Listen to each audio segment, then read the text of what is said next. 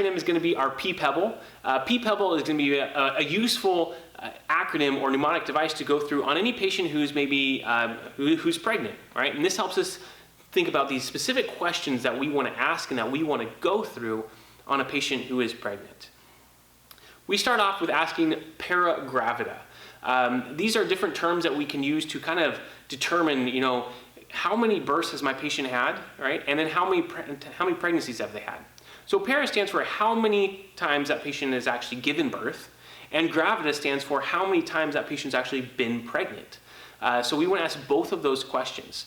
For instance, if my patient has been, has had 2 pregnancies, but has only given birth once, right? I might expect that, hey, so my patient has been pregnant once and has given birth once. My patient is pregnant now, right? So they are, right, gravida 2, but para 1, because they've had 2 pregnancies, but only 1 birth.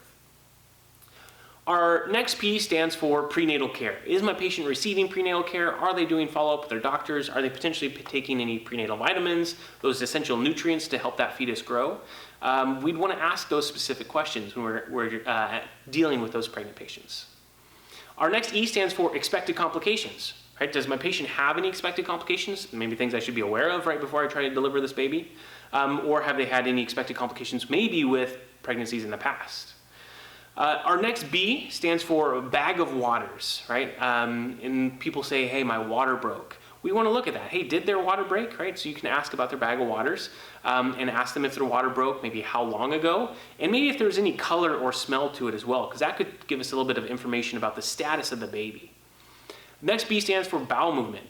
So potentially that patient feels like she needs to push, or maybe she needs to go to the bathroom. That might be a sign that this baby's coming right now. Which leads us right into our next one, which is length of contractions, right? We want to know how long are those contractions and how far between are those contractions. Pretty much your bag of waters, your bowel movement, and your last oral, length of contractions, all 3 of those, part of our mnemonic, are all there to help us determine if my baby is coming right now and if I need to potentially start to deliver this baby right here on scene or in the back of my ambulance. And finally, our last E is going to stand for expected due date, right? When is this patient's expected due date? And along with that, we should always ask, when was their last menstrual period? Those are important questions and important information for us to relay off to the hospital, and those are things that we're going to want to get answered. Again, that's your Ppebble mnemonic. Again, the P stands for para gravida, prenatal care, expected complications, bag of waters, bowel movement, length of contractions, and then your last E stands for expected due date. And again, always add in there your last menstrual period. Again, this is Tyler Andrews from Southern California EMS Training Institute. Thank you guys very much.